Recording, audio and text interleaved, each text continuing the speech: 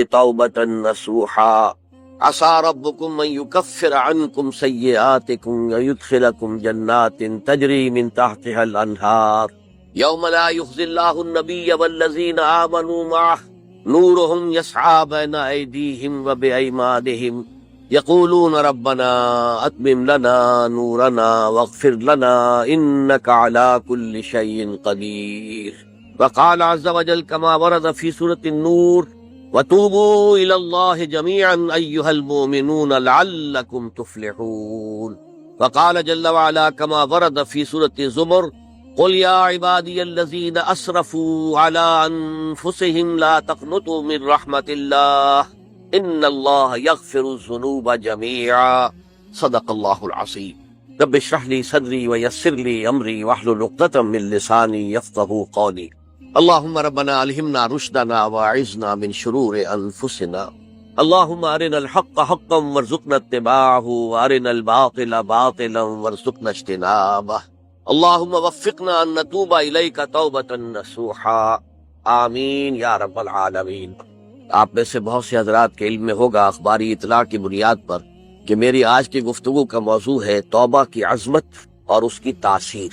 اس کا پس منظر یہ ہے کہ پچھلے کئی مہینوں سے میری تقریر جو ہے وہ جو اس وقت عالمگیر حالات ہیں اور جو امت کو خطرات درپیش ہیں اور اس کے ضمن میں جو پیشین گوئیاں احادیث نبویہ میں موجود ہیں، جو میں کم سے کم یوں سمجھئے کہ 25 برس سے بیان کرتا آ رہا ہوں، لیکن اب وہ چشم سر کے سامنے آ رہی ہے۔ پہلے وہ صرف یہ کہ انسان کو علمی اعتبار سے معلوم تھی، اب وہ صورتحال آنکھوں کے سامنے ہے۔ تو اس پر چونکہ گفتگو ہوتی رہی، لیکن ہر مرتبہ گفتگو کا اختتام اس پر ہوا کہ اس کا علاج کیا ہے، بچنے کا راستہ کون سا ہے۔ تو عام طور پر ایک لفظ پر توبہ، البتہ اس میں انفرادی توبہ، اجتماعی توبہ۔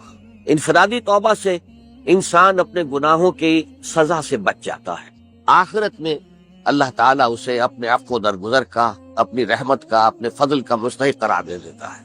لیکن دنیا میں قوم کی حالت نہیں بدلتی جب تک اجتماعی توبہ نہ ہو۔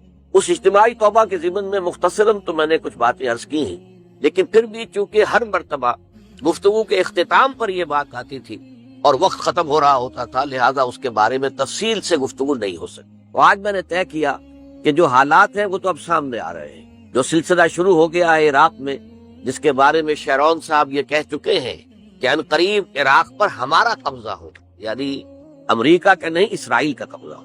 اور یہ بات بھی اب سامنے آ چکی ہے کہ مڈل ایسٹ کا پورا نقشہ بدل دینے کا پروگرام ہے۔ یہ جو مڈل ایسٹ کے ممالک ہیں، یہ کب وجود میں آئے تھے؟ پچھلی صدی، 20ویں صدی میں جو پہلی جنگ عظیم ہوئی، اس سے پہلے یہ پورا علاقہ سلطنت عثمانیہ میں تھا، خلافت عثمانیہ کے تحت۔ پورا شمالی افریقہ، پورا یہ مغربی ایشیا، حجاز سمیت سارا معاملہ ایک سلطنت، ایک ملک، خلافت کے تحت۔ پہلی جنگ عظیم کے بعد پھر حصے بکھرے کیے انہوں نے، جیسے کہ مال غنیمت کو بیٹھ کر بعد میں تقسیم کیا جاتا ہے کہ اس عالم عرب کے جو ہیں اب ٹکڑے ٹکڑے کر دو اور انہیں باہم تقسیم کریں۔ مصر، عراق یہ برطانیہ، شام، الجزائر یہ فرانس، لیبیا اطالویوں، آگے ہسپانویوں، یہ سارے ٹکڑے جو ہوئے تھے اور ملک بنے تھے، یہ تو اس وقت کی بندر بانٹ تھی۔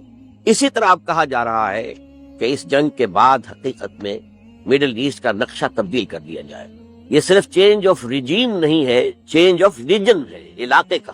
اور اس کو ہم اپنی اصطلاح میں جب کہیں گے تو گویا کہ ایک عظیم تر اسرائیل کے قیام کا منصوبہ ہے جس پر عمل کا آغاز ہو گیا۔ ورنہ اس جنگ کی کوئی وجہ سمجھ میں نہیں آئی، کوئی جرم ثابت نہیں ہوا صدام کا۔ پہلی خلیج کی جنگ میں تو اس کا جرم ثابت تھا، اس نے کویت پر حملہ کیا تھا۔ اس وقت تو کوئی جرم سرے سے ہے ہی نہیں۔ ان کے اپنے معائنہ انسپیکٹر جا کر بتاتے رہے کہ کچھ نہیں دیکھا ہم نے، وہاں کچھ نہیں پایا۔ اس حوالے سے سوچئے کہ کیا جواز، کوئی جواز پوری دنیا میں یہ بات تسلیم کی جاتی ہے کہ بلا جواز حملہ، اور کس قدر شدت سے ہے، کتنی طاقت سے ہے، کتنی قوت سے ہے، کتنی فوجیں آئی ہیں، کتنے جو ہے خلیج کے اندر جہاز کھڑے ہوئے ہیں جن پر سے کہ ہوائی جہاز اڑتے ہیں، کتنے چھوٹے چھوٹے جہاز کھڑے ہوئے ہیں، کہاں کہاں سے حملے ہو رہے ہیں۔ تو اصل میں وہ کتاب الملاحم کے اندر حضور نے جن خبروں کی پیشن گوئی کی تھی وہ اب ہمارے سامنے ہے۔ اسی طرح پاکستان کا معاملہ ہوتے ہوتے رفتہ رفتہ ہمارے گرد گھیرا تنگ ہو رہا۔ ہم پر ایک الزام تو وہ کہتے ہیں کہ آپ چاہے لاکھ دفعہ قسم کھا لیں ہم نہیں مانیں گے، شمالی کوریا کو ایٹمی صلاحیت جو ہے وہ آپ نے فراہم، ہمارے پاس ثبوت ہے۔ اس کے بدلے میں ان سے میزائل ٹیکنالوجی آپ نے لی ہے، ہمارے پاس ثبوت، اور آپ کشمیر میں کراس بارڈر انفلٹریشن اور ٹیررزم کو روک نہیں سکے، آپ نے نہیں روکا ہے۔ اور یہ جو ہے فنڈامنٹلسٹ جو ہیں آپ کے ملک میں سر اٹھا رہے ہیں، 2 صوبوں میں ان کی حکومتیں بن گئی ہیں، اس سے تو اندیشہ ہے کہ کہیں ایٹمی صلاحیت جو ہے آپ کی وہ ان کے ہاتھ میں نہ چلی جائے، پھر تو وہ القاعدہ اور ٹیررسٹ کے حوالے پہنچ جائے۔ لہٰذا حالات جو ہے بہت دگرگوں ہیں، اور یہی وجہ ہے کہ اس کا عکس ہمیں نظر آتا ہے۔ بھارت کا جو طرز عمل ہے اس وقت، جس طرح تھریٹننگ انداز اس کا اس وقت ہے، اتنا اس سے پہلے کبھی نہیں تھا۔ وہ کہتے ہیں کہ جو اصول امریکہ نے اختیار کیا ہے کہ جس ملک سے مستقبل میں کوئی اندیشہ ہے اس پر پہلے سے حملہ کرنے کا حق حاصل ہے، یہ نہیں کہ اس کا کوئی جرم ثابت ہو، ہمیں اندیشہ ہے لہٰذا ہمیں حملہ کرنے کا حق حاصل ہے، تو اسی طرح پھر ہمیں بھی پاکستان کے اوپر حملہ کرنے کا حق حاصل ہے۔ بہرحال میں ان میں اب زیادہ وقت صرف نہیں کرنا چاہتا، یہ چیزیں تو اب رائٹنگ آن دی وال کی حیثیت سے ہماری نگاہوں کے سامنے ہے۔ آج میں چاہتا ہوں کہ اس توبہ کے موضوع پر کچھ عرض کروں، اور اس میں بھی ایک خاص بات جس کی طرف کہ میرا ذہن حال ہی میں منتقل ہوا ہے، وہ آج اس میں یوں سمجھیے کہ اضافی طور پر آپ کے سامنے رکھوں گا۔ دیکھیے، توبہ کے بارے میں قرآن مجید میں بے شمار آیات ہیں، اور توبہ جو ہے ہماری دینی تعلیمات کا ایک اہم ستون ہے۔ میں نے ابھی صرف 3 مقامات سے آیات آپ کو سنائی ہیں۔ یا ایھا الذین آمنوا توبوا الی اللہ توبۃ نصوحا، اہل ایمان اللہ کی جناب میں توبہ کرو خلوص کے ساتھ، اخلاص کے ساتھ۔ توبۃ النصوح، زبانی کلامی نہیں، توبہ کی تسبیح نہیں، بالفعل تو عسیٰ ربکم ان یکفر عنکم سیئاتکم، امید ہے تمہارا رب تمہاری برائیوں کو تم سے دور کر دے گا۔ یہ توبہ کی تاثیر ہے۔ اگر آپ کے اخلاق اور کردار میں کوئی غلط شے شامل تھی، اللہ تعالیٰ آپ کے کردار کے دامن کو دھو دے گا، اور آپ کے اعمال نامے میں اگر دھبے لگے ہوئے تھے تو اللہ تعالیٰ ان دھبوں کو بھی دھو ڈالے گا۔ عسیٰ ربکم ان یکفر عنکم سیئاتکم ویدخلکم جنات تجری من تحتہا الانہار، اور تمہیں داخل کرے گا ان باغات میں جن کے دامن میں ندیاں بہتی ہیں۔ یوم لا یخزی اللہ النبی والذین آمنوا معہ، وہ دن جس دن اللہ تعالیٰ اپنے نبی کو رسوا نہیں کرے گا، معاذ اللہ ثم معاذ، اور نبی کے ساتھ ہی ان کو بھی کہ جو ان کے ساتھ ایمان لائے۔ نورہم یسعی بین ایدیہم و بایمانہم، ان کا نور ان کے سامنے طرف اور داہنی طرف دوڑتا ہوا، نور ایمان قلب سے پھوٹ رہا ہوگا اور وہ سامنے روشنی ڈالے گا، اور نور اعمال صالحہ داہنے ہاتھ کی طرف سے جو کہ عمل کرتے ہیں نیک ہم، تو وہاں سے نور ظاہر ہوگا جو دنیا میں اعمال کی شکل میں کمایا گیا تھا۔ اور اس وقت یہ اہل ایمان کہتے ہوں گے، یقولون ربنا اتمم لنا نورنا واغفر لنا، اے اللہ ہمارے نور کو کامل فرما دے۔ اس کا پس منظر یہ ہے کہ ظاہر بات ہے کہ ایمان کے درجات بھی بے شمار ہیں۔ کہاں ابو بکر صدیق کا ایمان، کہاں ایک عام صحابی کا ایمان، کہاں ہم جیسے غیر صحابہ عام مسلمانوں کا ایمان، کہ نسبت خاک رابع عالم پاک، اسی نسبت سے اس نور کی انٹینسٹی ہوگی۔ حضور نے فرمایا کچھ لوگوں کا نور تو اتنا ہوگا کہ وہ مدینے سے صنعاء تک اس کی روشنی پہنچ رہی ہو، یمن کے دارالحکومت تک، اور کچھ لوگوں کا نور اتنا ہوگا کہ صرف ان کے قدموں کے آگے روشنی ہو جائے، جیسے ٹارچ ہوتی ہے آپ کے ہاتھ۔ تو ظاہر بات ہے کہ اگر آپ کو رات کے وقت جنگل سے گزرنا ہو اور پگڈنڈی ہو کوئی اور اندھیری شب ہو، تو آپ کے لیے وہ ٹارچ بھی کس قدر بڑی غنیمت ہے کہ آدمی دیکھ لیتا ہے کہ سامنے سانپ ہے، کیا ہے، گڑھا ہے، کھائی ہے، کیا ہے۔ تو اس روز وہ جن کو وہ ٹارچ نصیب ہو گئی وہ بھی بہت خوش قسمت، بہت خوش قسمت، بہت خوش قسمت ہوں گے۔ لیکن ان کا کیا کہنا جن کا نور مدینے سے صنعاء تک پہنچ رہا، تو جن کے نور کی یہ انٹینسٹی کم ہوگی وہ اللہ سے دعا کرتے ہوں گے، ربنا اتمم لنا نورنا، پروردگار ہمارے نور کو بھی کامل کر دے۔ تو نے اپنے ان بندوں پر کتنا فضل کیا ہے، کتنا بڑا نور ان کو عطا کیا۔ اتمم لنا نورنا، ہمارا نور بھی اس کا اتمام فرما دے، تکمیل کر دے۔ واغفر لنا، اور یہ کیسے ہوگا؟ ایسے ہوگا کہ ہمارے گناہوں کی پردہ پوشی کر دے۔ گناہوں کی پردہ پوشی ہوگی تو پھر اس نور کی انٹینسٹی میں اضافہ ہو جائے۔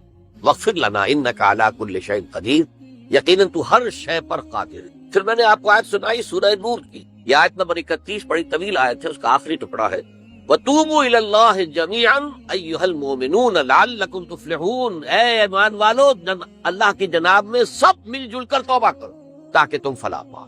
یہ گویا کہ اجتماعی توبہ کا جو میں نے آپ کے سامنے اصطلاح بیان کی ہے، یہ اس کا نقشہ ہے۔ اور ایک اور آیت جو میں نے آپ کو سنائی سورہ زمر کی آیت نمبر 53، بعض لوگوں پر کچھ مایوسی طاری ہو جاتی ہے، ہم اتنے عرصے سے گناہ کرتے چلے آ رہے ہیں، کیسے معافی ہوگی، کیسے ممکن ہے، کیسے چھٹکارا ملے گا؟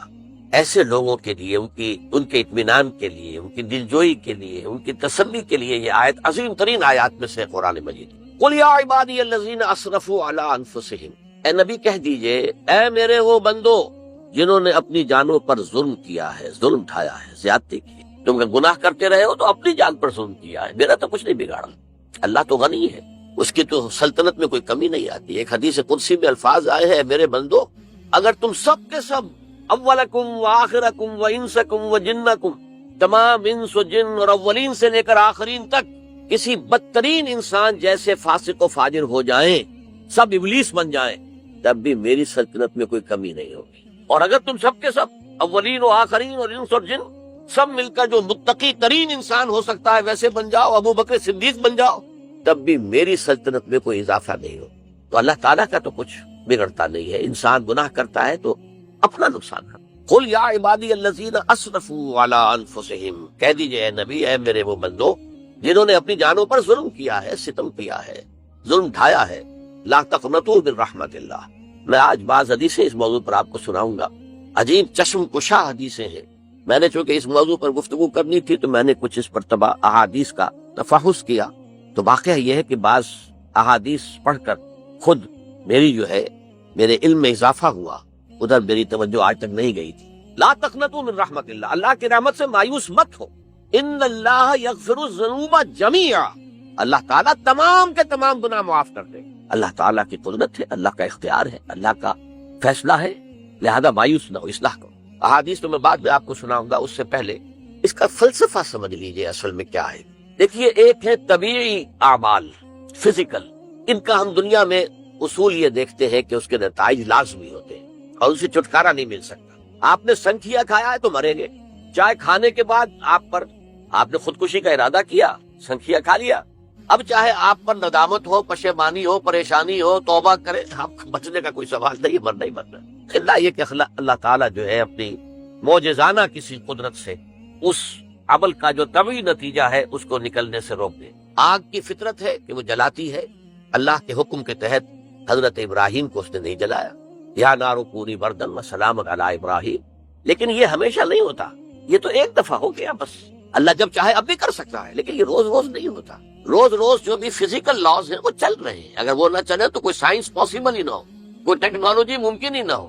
یہ تو ان فزیکل کیمیکل لاز جو ہے ان کا دوام ہے کہ جس کی وجہ سے یہ ساری سائنس اور ٹیکنالوجی اب کہاں سے کہاں پہنچ رہی ہے کہ عروج آدم خاکی سے انجم سہمے جاتے ہیں کہ یہ ٹوٹا ہوا تارا کہیں مہی کا عمل نہ بن جائے.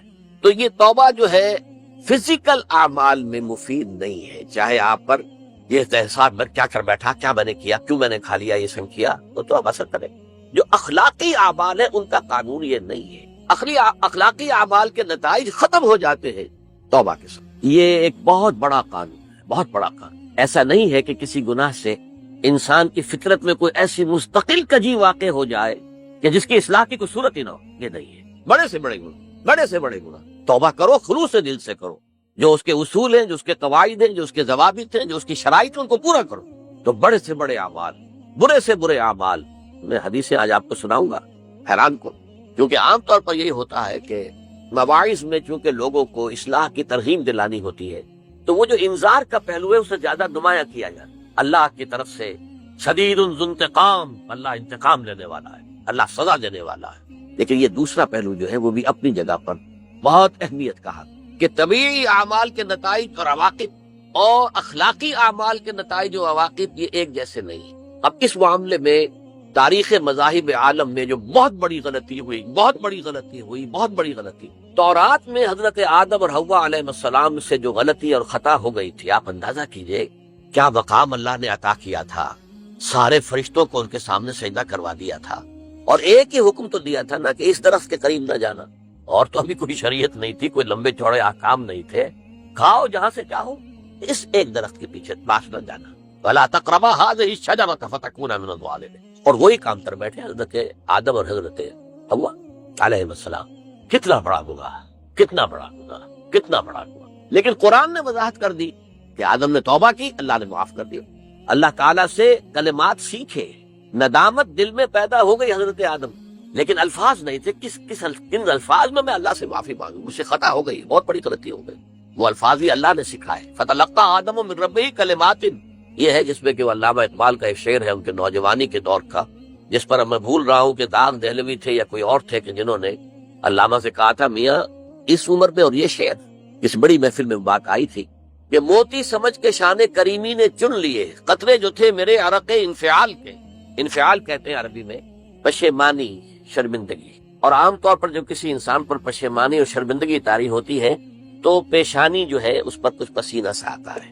تو قطرے جو تھے میرے عرق انفعال کے موتی سمجھ کے شان کریمی نے چن لیے. اللہ کی نگاہ میں ان کی اتنی قیمت، ان کی اتنی وقت میرے بندے نے پشیمانی اختیار کی ہے، اپنے اس غلط کام کے اوپر اسے رنج اور افسوس ہو رہا ہے، تو اللہ کی نگاہ میں اس کی یہ عظمت ہے، یہ قدرت ہے. تو اللہ تعالیٰ نے جب حضرت آدم کے دل میں وہ پشیمانی پیدا ہو گئی تو الفاظ نہیں تھے. کن الفاظ میں؟ ہم کہتے ہیں نا کہ مجھے سمجھ نہیں آ رہا کہ میں کس منہ سے آپ سے بات کروں، میری یہ حیثیت نہیں ہے میں کن الفاظ میں اپنی جو ہے خطا کا اعتراف کروں. تو اللہ نے وہ کلمات خود سکھا دیے. فَتَلَقَّى آدَمُ مِن رَبِّهِ كَلِمَاتٍ فَتَابَ عَلَيْهِ إِنَّهُ هُوَ التَّوَّابُ الرَّحِيمُ. یہ چیز کہیں تورات جب دوبارہ مرتب ہوئی ہے تو وہ نکل گئی، اس میں رہ گئی، باقی اس میں شامل نہیں.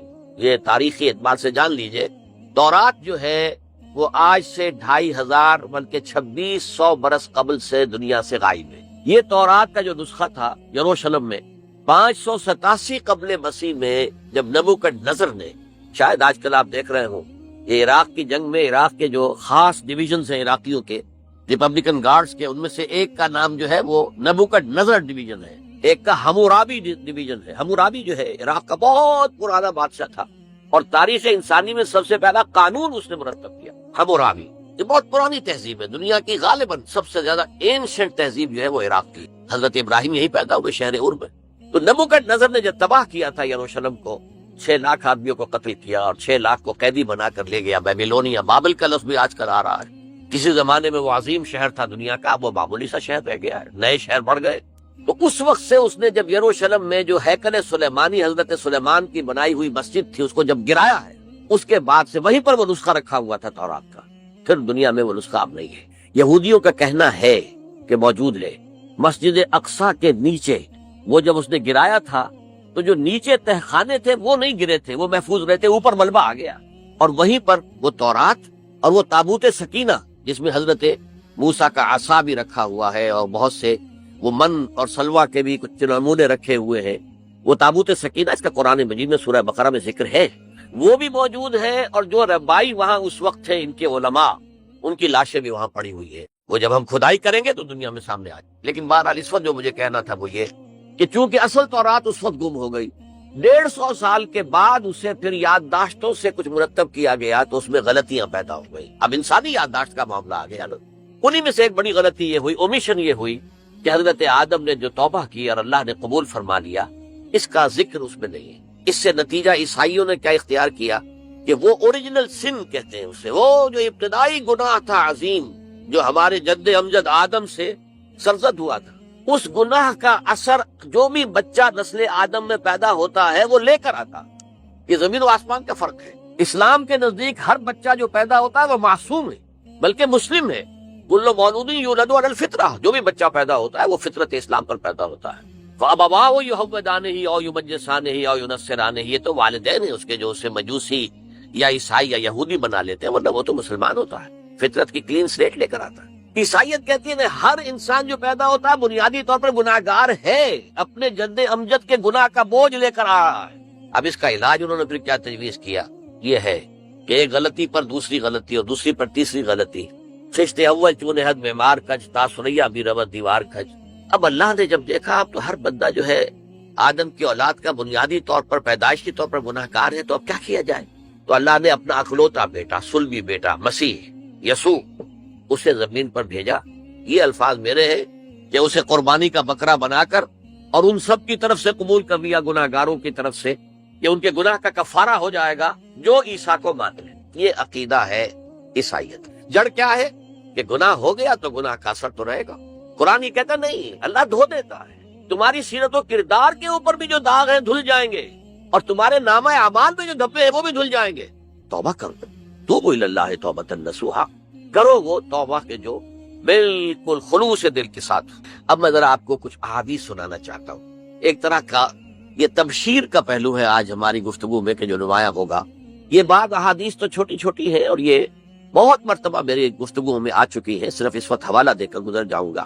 یہ ترمذی اور ابن ماجہ میں حضرت انس ابن مالک رضی اللہ تعالی عنہ سے روایت ہے، حضور نے فرمایا کل بنی آدم خطاؤن وخیر الخطائین التوابون، تمام بنی آدم خطا کار ہیں، خطا کار بھی نہیں، بہت خطا کار ہیں، بہت خطا کار، لیکن ان خطا کاروں میں بہتر لوگ وہ ہیں کہ جو خوب توبہ کرتے ہیں، غلطی ہو گئی توبہ کریں۔ اور ایک اور حدیث میں آپ کو بتاؤں گا کہ یہ نہیں ہے کہ پھر کبھی وہ غلطی نہ ہو، اس وقت آپ یہ لگا لیں اپنے اوپر یہ کام میں نے نہیں کرنا، اور ایک دفعہ وہ کام چھوڑ دیں تو توبہ ہو گئی۔ پھر اگر کچھ عرصے کے بعد پھر کہیں آپ جذبات کی رو میں بہ گئے، پھر کہیں کوئی برے اثرات جو ہے وہ پڑے، پھر غلطی، کوئی بات نہیں، پھر توبہ کر، پھر ہو گیا پھر توبہ کر۔ تواب اسی لیے کہا بار بار توبہ کرنے والا۔ تو کل بنی آدم خطاؤن وخیر الخطائین التوابون۔ دوسری حدیث یہ بھی ابن ماجہ اور بہقی میں ہے، حضرت عبداللہ ابن مسعود رضی اللہ تعالی عنہ، التائب من الذنب کمن لا ذنب له، گناہ سے توبہ کرنے والا ایسے ہے جیسے اس نے کبھی گناہ کیا ہی نہیں۔ دھل جاتی ہے، تختی دھل گئی، بچے نے تختی لکھی تھی اس کو دھو دیا، ختم ہو گئے۔ ایک حدیث تو پڑھ کر میں بھی چونکا، یہ اصل میں اسلوب ہے بیان کا، بتانے کے لیے کہ تمہارے دلوں کے اندر مایوسی کا غلبہ نہ ہو جائے۔ مایوس اصل میں جو ہے مایوسی یہ ابلیسیت ہے، نوٹ کر لیجئے اس کو۔ مایوسی ابلیسیت کی کا عکس ہے۔ مبلس کہتے کسے جو مایوس ہو گیا؟ ابلیس سب سے بڑھ کر مایوس جو ہے وہ ابلیس، اسے معلوم میرا چھٹکارا تو نہیں ہے، لہذا میں جتنوں کو اپنے ساتھ لے کر جہنم میں جھونک دوں یہی میری کمائی ہے، میں نے تو بچنا نہیں۔ تو ابلیس کہتی ہے اس کو جو انتہائی مایوس، مبلس، جو رحمت خدا بندی سے مایوس ہو چکا۔ اب اس کو دور کرنے کے لیے حدیث سنیے، اور یہ حدیث مسلم شریف کی ہے، صحیحین کے اندر، حضرت ابو ہریرہ سے۔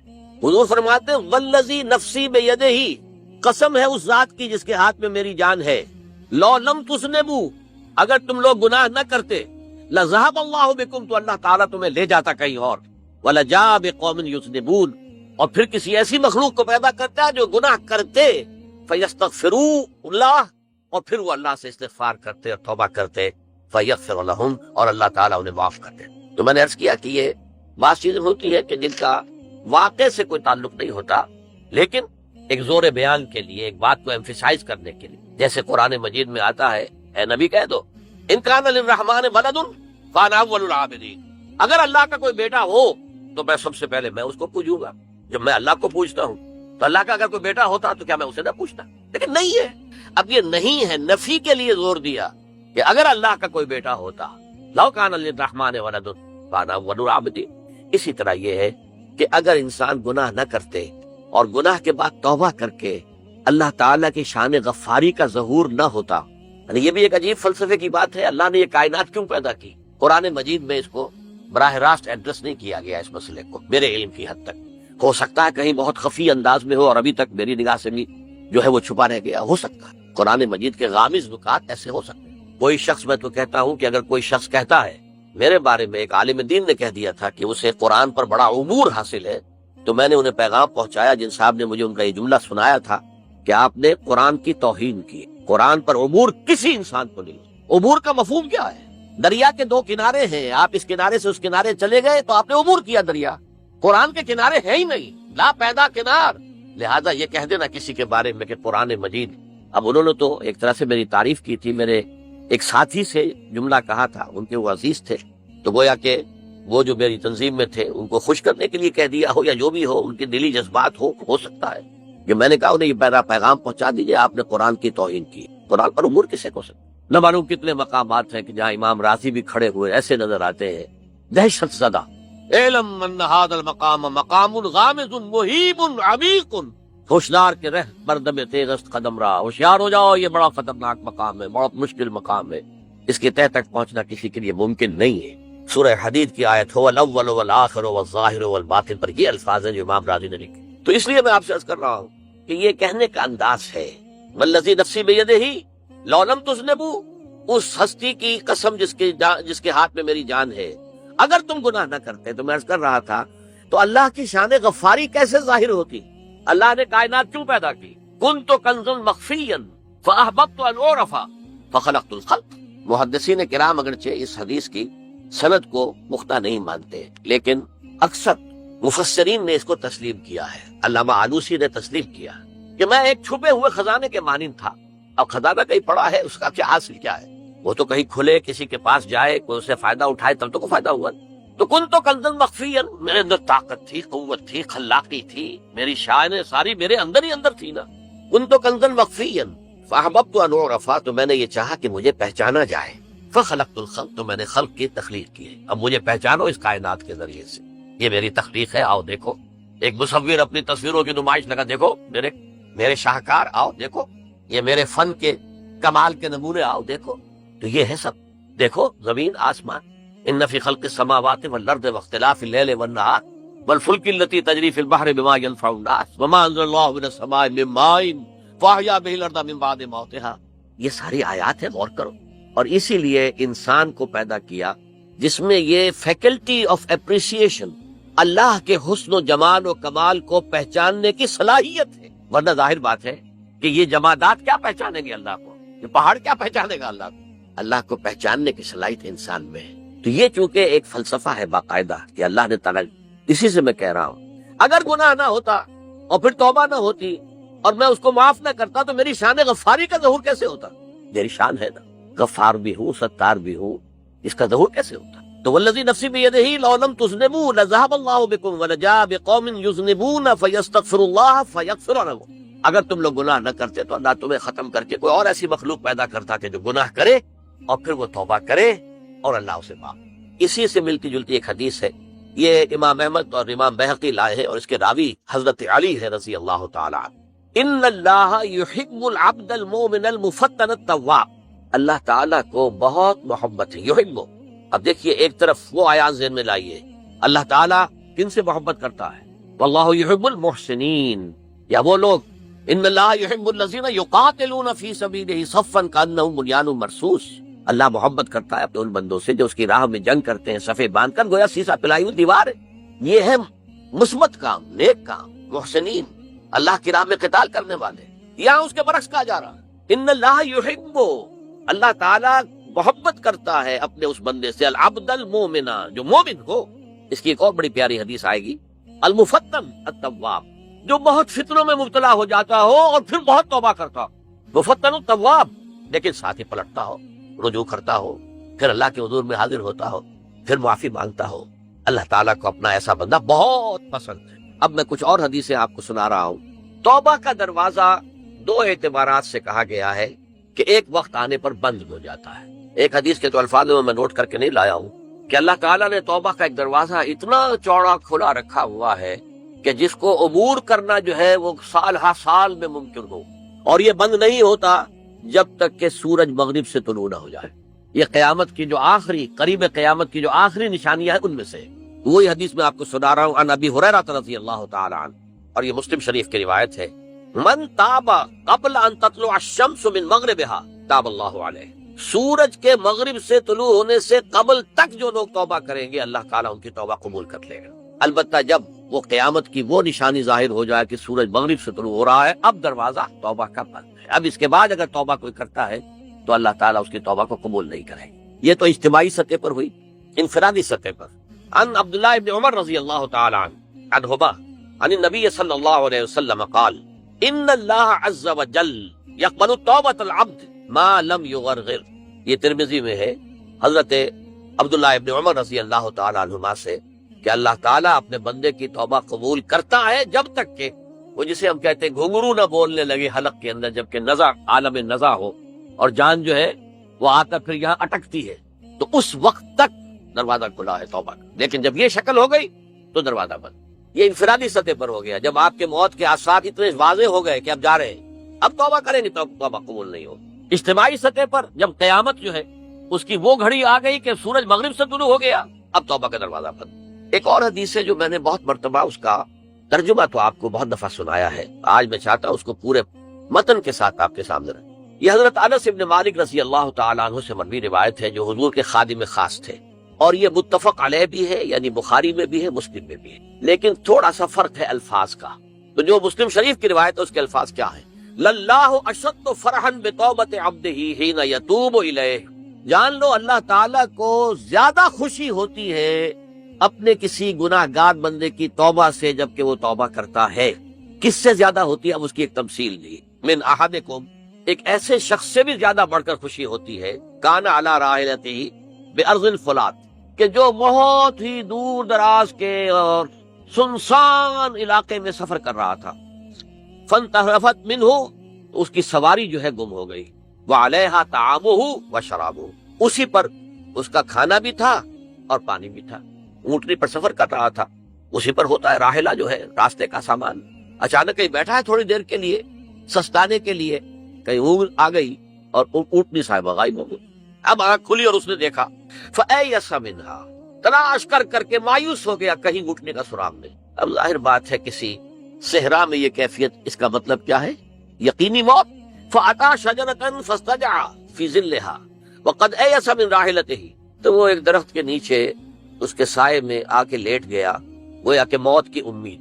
فَبَيْنَهُمَا وَهُوَ كَذَلِكَ إِذْ هُوَ بِهَا قَائِمَةٌ عِندَهُ، اس کی کہیں دوبارہ آنکھ لگی ہے، جو کھولا تو دیکھتا ہے اونٹنی تو موجود ہے، کھڑی ہے، تو وہ فوراً اس کی وہ جو رسی ہے وہ پکڑتا ہے، فَأَخَذَ بِخِتَامِهَا ثُمَّ قَالَ مِن شِدَّةِ الْفَرْقِ، اب جو اسے مسرت ہوئی اس کا آپ اندازہ کر سکتے ہیں، ایک یقینی موت کا معاملہ آ چکا تھا، اور اچانک اللہ تعالیٰ نے وہ کھوئی ہوئی اونٹنی جو ہے وہ واپس دلا دی۔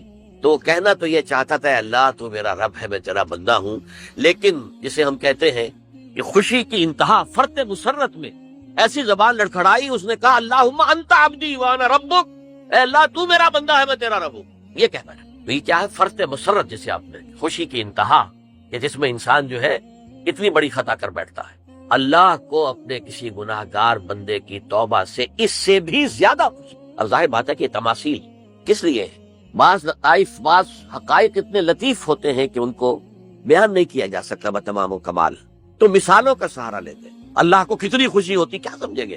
لہذا یہ مثال تو سمجھ میں آ گئی نا کہ ایک لقودق صحرا میں انسان سفر کر رہا تھا، ایک ہی اونٹنی ہے، اسی پر اس کا پانی ہے، اسی پر اس کا کھانا ہے، اور کہیں ٹھہرا ہے تھوڑی دیر کے لیے اور اونٹنی غائب ہو گئی، اور اس کے بعد تلاش کر کے شمال مغرب جنوب ہر جگہ دیکھ لیا، اب تک کہیں اونٹنی کا سراغ نہیں۔ اب موت کے انتظار میں لیٹ گیا کہ اچانک دیکھتا ہے کہ اونٹنی موجود ہے، تو وہ اس شدت فرح میں یہ کہہ بیٹھتا ہے اللہم انت عبدی وانا ربک انا للہ و انا الیہ راجعون۔ اب دیکھیے ایک حدیث وہ آ رہی ہے، اور اس کو یوں سمجھیے، اللہ تعالیٰ نے جو انسان پیدا کیے ہیں ان کے مزاج مختلف ہیں۔ ان میں کچھ لوگ ہوتے ہیں جو قوی ہوتے ہیں ارادے کے، جو فیصلہ کر لیا ڈٹ گئے۔ کچھ لوگوں میں وہ قوت ارادی اتنی مضبوط نہیں ہوتی، وہ ادھر ادھر سوچتے رہتے ہیں۔ کچھ لوگ جسمانی طور پر بہت توانا ہوتے ہیں، کچھ لوگ جسمانی طور پر پیدائشی طور پر کمزور ہوتے ہیں۔ تو اگر کوئی قوت ارادی کمزور رکھنے والا شخص ہے، وہ بھی تو اللہ کی تخلیق ہے، اللہ کا بندہ ہے، خطاؤں کا ظہور ہو جاتا، توبہ کرتا ہے، پھر کچھ عرصے کے بعد پھر خطا کا ظہور ہو جاتا، پھر توبہ کرتا، تو ہم تو یہ سمجھیں گے کہ ایک حد کے بعد پھر اس کی توبہ قبول نہیں ہونی چاہیے۔ لیکن حدیث سنیے، وعن ابی ہریرہ رضی اللہ تعالی عنہ قال قال رسول اللہ صلی اللہ علیہ وسلم ان عبدا اذنب ذنبا، یقیناً ایک بندہ جو ہے وہ ایک گناہ کرتا ہے، فقال، پھر وہ کہتا ہے رب، اے میرے پروردگار، اذنبت فاغفر لی، مجھ سے گناہ ہو گیا ہے، مجھے معاف فرما دے۔ فقال ربہ، تو پروردگار یہ کہتا ہے اعلم عبدی ان لہ ربا یغفر الذنب ویأخذ بہ، میرا یہ بندہ یہ جانتا ہے کہ اس کا ایک رب ہے جو گناہ معاف بھی کر سکتا ہے اور سزا دے بھی سکتا ہے۔ کیا مانی ہوئے؟ گناہ اس نے کیا ہے لیکن جانتا ہے اللہ کو کہ وہ معاف بھی فرما سکتا ہے، تبھی تو وہ اللہ سے معافی کی درخواست کر رہا ہے۔ اس کے اس جاننے کی بنیاد پر، اس کے اس علم کی بنیاد پر، اس کے اس ایمان کی بنیاد پر فرمایا غفرت لعبدی، میں نے اپنے بندے کو معاف کر دیا۔ ثم مکث ماشاء اللہ، پھر وقت گزرا جتنا کہ اللہ نے چاہا، ثم اذنب ذنبا، پھر اس سے گناہ ہو گئے، فقال رب اذنبت ذنبا فاغفر، پھر کہتا ہے پروردگار مجھ سے گناہ ہو گیا، پھر مجھے معاف فرما دے۔ فقال ربہ، اللہ فرماتا ہے عالم عبدی ان لہ ربا یغفر الذنب ویأخذ بہ، میرا بندہ ہے نا جو جانتا ہے کہ اس کا ایک رب ہے، ایمان باللہ اس کے اندر ہے، تبھی تو پکار رہا ہے، اور یہ بھی جانتا ہے کہ وہ گناہ معاف بھی کر سکتا ہے، اور چاہے تو پکڑ بھی سکتا ہے، سزا بھی دے سکتا ہے۔ تو فرمایا، اللہ تعالیٰ فرماتے ہیں تو میں نے فرمایا کہ میں نے معاف کر دیا۔ ثم مکث ما شاء اللہ، پھر ایک عرصہ گزرا اس کے بعد، ثم اذنب ذنبا، پھر اس نے گناہ کیا، قال رب اذنبت ذنبا آخر، اس نے کہا پروردگار میں نے تو پھر ایک اور گناہ کر دیا، فاغفر لی، مجھے بخش دے۔ فقال اعلم عبدی ان لہ ربا یغفر الذنب ویأخذ بہ، میرا بندہ جانتا ہے نا کہ اس کا ایک رب ہے جسے وہ پکار رہا ہے، اور وہ جانتا ہے کہ اسے اختیار حاصل ہے کہ چاہے تو بخش دے اور چاہے تو پکڑ لے۔ اس کے اس علم، اس ایمان کی بنیاد پر میں نے اسے معاف کر دیا۔ ایک اور حدیث، میں نے چونکہ اس گفتگو کے لیے ان احادیث کا تفحص کیا ہے. یہ تو بہت ہے حدیثیں، میں نے ان میں سے کچھ چنی ہے. ہمارے بعض واعظ ناصح وہ بھی کسی شخص کو روکتے رہے، برائیوں سے روکتے رہے، نہیں رکتا تو کہیں غصے میں آ کے اللہ تجھے کبھی معاف نہیں کرے. یہ کتنا بڑا جرم ہے، اس کا اندازہ کیجئے اس حدیث سے. تو میرے بندے کو میری رحمت سے مایوس کر رہے ہیں، کتنا بڑا جرم ہے، اس کا اندازہ کیجئے. یہ مسلم شریف کی روایت ہے عن جندب، حضرت جندب رضی اللہ تعالی عنہ سے، ان رسول اللہ صلی اللہ علیہ وسلم حدث، کہ اللہ کے رسول صلی اللہ علیہ وسلم نے ایک واقعہ بیان کیا. ان رجلا قال، کہ ایک شخص نے یہ کہا، واللہ لا یغفر اللہ لفلان، کہ خدا کی قسم اللہ تعالیٰ فلاں شخص کو کبھی معاف نہیں کرے گا. وان اللہ تعالیٰ قال، اس پر اللہ تعالیٰ نے یہ فرمایا، منزل الذی یتعالی علیہ، یہ کون ہے جو میرے اوپر حکومت کرنے والا آ گیا، جو میری طرف سے حکم لگا رہا کہ میں کبھی معاف نہیں کروں گا. منزل الذی، کون ہے وہ شخص، الذی یتعالی علیہ انی لا اغفر لفلان، کہ میں فلاں شخص کو کبھی معاف نہیں کروں گا. قد غفرت لفلان، اس کو تو میں نے معاف کر دیا. واحبطت عملہ، اس شخص کے تمام اعمال میں نے ضائع کر دیے کہ تم نے میرے بندے کو مایوس کیا. یہ ہے جرم کی انتہا. تو توبہ کی دعوت دیتے رہو، توبہ کے لیے لوگوں کو آمادہ کرتے رہو، توبہ جو ہے اس کے لیے ترغیب دیتے رہو. اللہ تعالیٰ معاف فرمانے والا. اب آخری حدیث سنا رہا ہوں، یہ تو بہت ہی عجیب حدیث ہے اور متفق علیہ، یہ بخاری اور مسلم دونوں میں. حضرت ابو سعید الخدری رضی اللہ تعالی عنہ جو ہے وہ اس کے راوی ہے.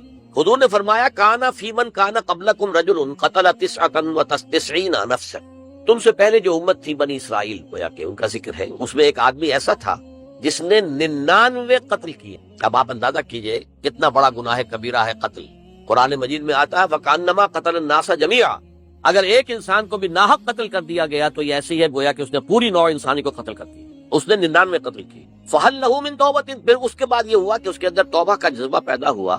فَسَأَلَ عَنْ أَعْلَمِ أَهْلِ الْأَرْضِ، تو اس نے پھر سوال کیا، لوگوں سے پوچھا کہ زمین میں رہنے والوں میں کون سب سے بڑا عالم ہے. فَدُلَّ عَلَى رَاهِبٍ، تو اسے بتایا گیا فلاں راہب فلاں جگہ پر ہے، وہ بہت نیک ہے، بڑا عالم ہے. فَأَتَاهُ، وہ اس کے پاس آیا. فَقَالَ أَنَّهُ قَتَلَ 99 نَفْسًا فَهَلْ لَهُ مِن تَوْبَةٍ، انہوں نے کہا دیکھیے راہب صاحب، میں نے 99 انسان قتل کیے، اب مجھے یہ بتائیے کہ میرے لیے توبہ کا کوئی امکان ہے. فقال لا، انہوں نے کہا نہیں. فقتلہ، اس نے اس کو بھی قتل کر دیا. فکمل بہ 100، اپنی سینچری مکمل کر لی، مطلب 99 کے بعد ایک کی کسر تھی، اس کو بھی قتل کیا، 100 پورے کر لیے. ثم سأل عن عالم اہل الارض، پھر اس نے پوچھا کوئی اور، کوئی بڑے عالم انسان ہو. فدل علی رجل عالم، پھر اس کی رہنمائی کی گئی ایک بڑے عالم شخص کی طرف. فقال انہ قتل 100 نفس، تو اس نے وہاں جا کر کہا کہ میں 100 انسان ہلاک کر چکا ہوں، قتل کر چکا ہوں. فہل لہ من توبہ، میرے لیے توبہ کا کوئی امکان ہے؟ فقال نعم، اس نے کہا کیوں نہیں، 100 قتل کیے تب بھی کیا ہے، توبہ کا راستہ دروازہ کھلا ہوا. معلوم یغرغر، جب تک کہ وہ گنگرو نہیں بج رہا اس وقت تک تمہارے توبہ کا دروازہ کھلا ہوا ہے. فرمایا نعم، ومن یحول بینہ وبین التوبہ، تمہاری توبہ کے درمیان اور تمہارے درمیان کون حائل ہو سکتا ہے، توبہ کا دروازہ کھلا ہے. لیکن ساتھ ہی کہا انطلق الی ارض کذا و کذا، اب تم ایسے کرو جہاں تم رہتے ہو وہاں نہ جاؤ واپس، وہاں کا ماحول اچھا نہیں ہے، معاشرہ اچھا نہیں ہے، ہو سکتا ہے کہ تم توبہ پر قائم نہ رہ سکو، تم فلاں جگہ چلے جاؤ، وہاں اچھے لوگ آباد ہیں، ان میں جا کر رہو. فإن بها أناسا يعبدون الله تعالی، وہاں ایسے لوگ آباد ہیں جو اللہ کی بندگی کرتے ہیں. فاعبد اللہ معهم، تو تم ان کے ساتھ مل کر اللہ کی بندگی اور پرستش کرو. ولا ترجع الى ارضک، اپنی زمین کی طرف اپنے وطن میں واپس بن جاؤ. فإنها ارض سوء، وہ بری جگہ ہے. فانطلق، تو وہ چل پڑا، ہجرت کر رہا ہے، اس جگہ جا رہا ہے جہاں کا راہب نے بتایا تھا. حتی اذا نصف الطریق، جب آدھا راستہ اس نے پورا کر لیا، اتاہ الموت، موت آ گئی. فاختصمت فیہ ملائکۃ الرحمت و ملائکۃ العذاب، اب وہ جہنم کے فرشتے بھی آ گئے اس کی جان قبض کرنے کو اور جنت کے بھی آ گئے. فقالت ملائکۃ الرحمہ، رحمت والے جو فرشتے ہیں جنت والے، انہوں نے کہا جا تائبا مقبلا بقلبہ اللہ تعالی، یہ شخص توبہ کر کے اللہ تعالیٰ کی طرف ہجرت کر رہا تھا، اس لیے اس کی نیت کی بنیاد پر اب یہ جنتی ہے، لہذا اس کی روح ہم قبض کریں. وقالت ملائکۃ العذاب، اور وہ جو عذاب والے فرشتے ہیں وہ کہیں گے انہ لم یعمل خیرا قط، اس نے توبہ کے بعد کوئی نیک عمل تو کیا ہی نہیں، تو کس بنیاد پر اس کو تم جنت میں لے جاؤ گے، اس کو تو دوزخ میں جانا چاہیے. فاتاہ ملک فی صورت آدمی، تو ان کے پاس اللہ نے ایک اور فرشتے کو بھیج دیا آدمی انسانی شکل کے اندر. فجعلوا بینہم، تو ان فرشتوں نے کہا بھئی ہمارا فیصلہ کرا دو، اس کی روح ہم لینا چاہتے ہیں یا ہم لینا چاہتے، انہیں حکم بنا لیا. فقال قیسوا ما بین الارضین فإلی ایتہما کان اقرب، کہ تم فاصلہ ناپ لو جہاں سے وہ چلا ہے اور جہاں جا رہا تھا اور یہاں اس کی موت ہو رہی ہے، تو کون سا فاصلہ زیادہ ہے؟ جب ناپا گیا، بلکہ ایک حدیث میں آتا ہے کہ اس پر اللہ نے زمین کو جو ہے حکم دے دیا، ایک طرف والی زمین تو سکڑ جا، دوسری والی جو ہے تو پھیل جا، تاکہ وہ جو جا رہا تھا وہ زیادہ قریب ہو جائے بنسبت اس کے کہ جہاں سے وہ چلا تھا۔ تو اس فیصلے پر پھر جو فرشتے تھے، جو کہ رحمت کے فرشتے تھے، وہ اس بندے کو لے گئے جنت کے۔ یہ ہے توبہ کی عظمت اور اس کی تاثیر۔ اب آئیے اجتماعی توبہ کا طریقہ کار جو میں نے بہرحال بیان کیا ہے۔ پہلے افراد توبہ کریں اور صحیح توبہ کریں۔ صحیح توبہ کیا ہے؟ ہماری زندگیوں میں کوئی حرام شے ہے، فوراً نکال باہر۔ ہماری معاشرت میں اور اس معاشرے میں رہتے ہوئے جو قانون ہے جس کے ہم پابند ہیں، ہم کسی زانی کو رجم نہیں کر سکتے، ناممکن ہے، یہ تو قانون ہی بنے گا تب ہوگا نہیں۔ ہم کسی چور کا ہاتھ نہیں کاٹ سکتے، تو قانون بنے گا تو ہوگا۔ تو ہم جن چیزوں پر عمل نہیں کر سکتے قانوناً، ان کے علاوہ باقی پوری شریعت جس پر عمل کیا جا سکتا اس پر عمل پیرا۔ سود میں بند نہیں کر سکتا، بینکوں کو میں آگ نہیں لگا سکتا، اور بینکوں کو آگ لگا دیں گے تب بھی سود تو ختم نہیں ہوگا، لیکن یہ تو کر سکتا ہوں نا کہ براہ راست سود میں ملوث نہ ہوں، سود پر قرضہ لے کر اپنا کاروبار نہ چمکاؤں، نہ بڑھاؤں، سود پر قرضہ لے کر اپنے مکان نہ اونچا کروں، یہ تو کر سکتا ہوں۔ تو کم سے کم جو ڈائریکٹ کسی نے قانون نہیں بنایا کہ لازم ہے آپ پر کہ آپ سودی قرضہ لیں اور اپنی بلڈنگ عالی شان بنا لیں، کسی نے نہیں کی۔ یہ اگر کر رہے تو آپ مجرم ہیں۔ آپ کے معاشرے میں کوئی قانون نہیں بنا کہ پردہ ختم، برقع حرام، مثل یہ ترکی میں تو کر دیا گیا تھا، برقع حرام، وہاں تو سر کو اوپر جو ہے ڈھانپنا جو ہے، سکارف لینا بھی ممنوع ہے، یہاں تو نہیں ہے۔ پھر یہاں جنہوں نے چھوڑا ہے مجرم خود ہے۔ یہاں تو اللہ کا شکر ہے کوئی ایسا مصطفیٰ کمال پیدا آج تک نہیں ہوا ہے کہ جس نے ان چیزوں کا حکم دیا۔ ہاں ترغیب ہے، ذرائع ابلاغ کے ذریعے سے، فحاشی ہے، اریانی ہے، لیکن چوز آپ خود کرتے ہیں، فیصلے کا اختیار آپ کا اپنا ہے۔ تو جن چیزوں کے اندر بھی گناہ سے بچنے کا امکان ہے اس کو عملاً ترک کیا جائے، اور نمبر 2 عزم مصمم کر لیا جائے کہ اللہ اب بقیہ زندگی جتنی بھی ہے اس میں اپنی توانائیاں، اپنی قوتیں، اپنی صلاحیتیں صرف کروں گا تیرے دین کی تبلیغ اور تیرے دین کے قائم کرنے کی جدوجہد۔ عزم مصمم۔ یہ لوگ اگر 14 کروڑ میں 14 لاکھ بھی ہو جائیں، بہرحال 2-4 کی توبہ کرنے سے ملک کی قسمت نہیں بدلتی۔ معتدل تعداد کے اندر جو ہے یہ لوگ اگر ایسے ہو جائیں اور پھر یہ کہ وہ مل کر اگر زور لگائیں تو واقعتاً اس ملک کے اندر شریعت اسلامی کا نفاذ ہو سکتا ہے، اللہ کا نظام قائم کیا جا سکتا ہے۔ یہ ملک بنایا اسی لیے گیا تھا۔ تو یہ توبہ کا جو ہے اجتماعی توبہ کا یہ پوری تفصیل تو میں بارہا بیان کر چکا ہوں۔ آج جو میں نے کہا تھا کہ ایک بات کی طرف میرا ذہن حالیہ منتقل ہوا ہے، اس سے پہلے نہیں ہوا۔ یہ توبہ کرنے والے لوگ جب تک 14 لاکھ نہیں ہے، 1400 ہی ہوں، لیکن یہ اگر دعا کریں گے اللہ تعالیٰ کے خلوص کے ساتھ تو ان کی دعا قبول ہوگی۔ دعا بہت بڑی ہے، الدعاء مخ العبادہ۔ ٹھیک ہے، بڑا لمبا راستہ لگتا ہے یہ کہ 14 لاکھ انسان توبہ کرے، یا 2 لاکھ یا 3 لاکھ انسان توبہ کرے، صحیح معنی میں توبہ کرے، اور پھر وہ جمع ہو، ایک طاقت بنے، تن من دھن لگانے کے لیے، جانے دینے کے لیے تیار ہو جائے۔ تو لگتا ہے یہ کہ کافی لمبا ہے کہ دراز و دور دیدم رہو رسم پارسائی، یہ تو بڑا لمبا راستہ ہے۔ اسی سے لوگ کہتے ہیں کہ پھر کیا حل ہوا؟ یہ تو حل جو ہے تو کوئی عملی حل تو نہیں ہوا۔ اس میں میرا ذہن منتقل ہوا ہے دعا، اجیب دعوت الداعی اذا دعان امن یجیب المضطر اذا دعاہ۔ بھلا وہ کون ہے جو کسی مضطر کسے کہتے ہیں؟ ایک شخص نہایت پریشان حال ہو گیا ہو، نہایت پریشان حال، اور میں اللہ کو پکارے، پروردگار تو میری دستگیری فرما۔ اللہ کسی اور طرف مجھے کوئی توقع نہیں رہی، کوئی نہیں رہا جس سے مجھے کوئی امید ہو۔ یہ مضطر اضطرار کی حالت میں آ کر جب بالکل بے چین ہو کر اللہ کو پکارتا ہے تو اللہ اس کی دعا قبول کرتا ہے۔ اور دعا کی حد یہاں تک بھی آتے ہیں الفاظ کہ لا یرد البلاء قضاء الا بالدعاء۔ تقدیر الہی کو بھی اسی لیے 2 حصوں میں تقسیم کیا گیا، تقدیر مبرم، ایک تو اللہ کا وہ فیصلہ ہے جو ٹل نہیں سکتا کسی صورت میں، ایک تقدیر معلق ہوتی ہے تو صحیح اللہ کا فیصلہ لیکن اس میں تبدیلی ہو سکتی ہے۔ یہ جو تقدیر معلق ہوتی ہے اس میں دعا انتہائی مؤثر شے ہے۔ لا يرد البلاء الا لا يرد القضاء الا بالدعاء۔ قضا جو ہے وہ نہیں بدل سکتی سوائے دعا کے۔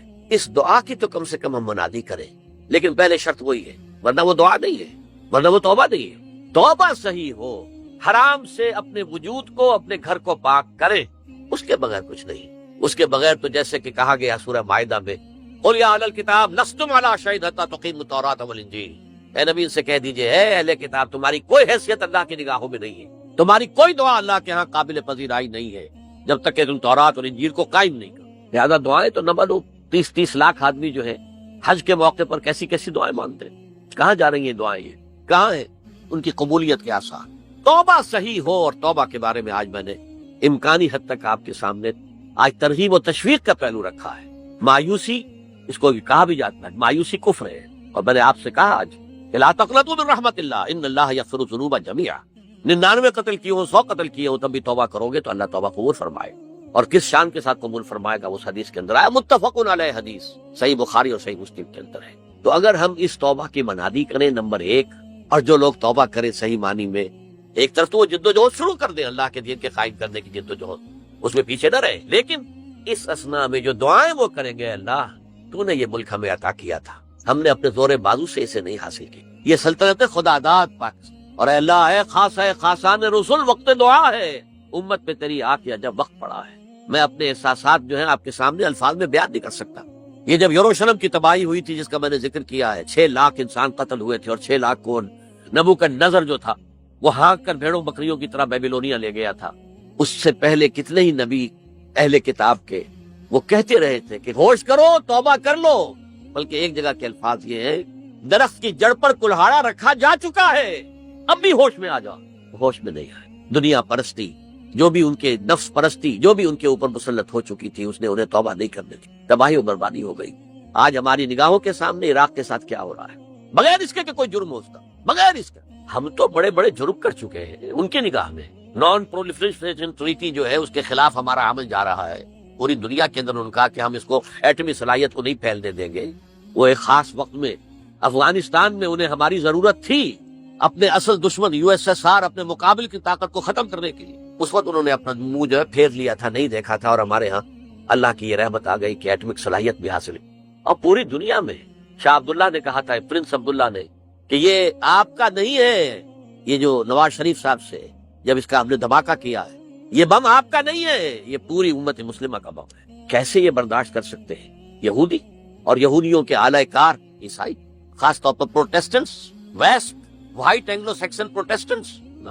تو سمجھ لیجئے کہ پاکستان کی جڑوں پر بھی تیشہ رکھا جا چکا. یہ میرے احساسات کی اس سے کم میں تعبیر ہو نہیں سکتی، لیکن اب بھی امکان ہے، اب بھی امکان ہے. توبہ کرو، توبہ کراؤ، مل جل کر طاقت بنو، کوشش کرو کہ یہاں اسلام کا نظام آ جائے.